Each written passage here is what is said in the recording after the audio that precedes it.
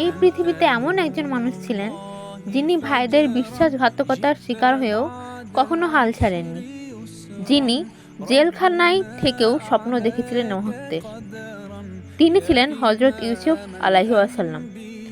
একদিন তিনি স্বপ্নে দেখলেন সূর্য, চাঁদ ও 11টি তারা তাকে সিজদা করছে। ছোট ভাই ইউসুফের এমন স্বপ্ন শুনে ভাইদের অন্তরে জ্বলে ওঠে হিংসার আগুন। তারা তাকে ফেলে দেয় এক গভীর অন্ধকার কূপে।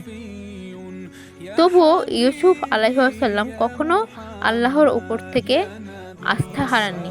তিনি ধৈর্য ধরেন। অবশেষে সেই কূপ থেকে উঠে আসা যুবকই হয়ে ওঠে মিশরের অর্থমন্ত্রী। যারা তাকে ধ্বংস করতে চেয়েছিল সেই ভাইরাই একদিন তার সামনে এসে দাঁড়ায়।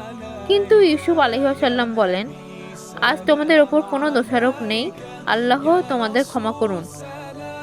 এই কাহিনী শুধু ইতিহাস নয়, এটা আমাদের জীবনের জন্য এক মহান শিক্ষা। ধৈর্য ধরো, ক্ষমা করো আর আল্লাহর ওপর ভরসা রাখো। ভিডিওটি ভালো লাগলে শেয়ার করুন, সাবস্ক্রাইব করুন এবং আল্লাহর রহমতের বার্তাগুলো ছড়িয়ে দিন।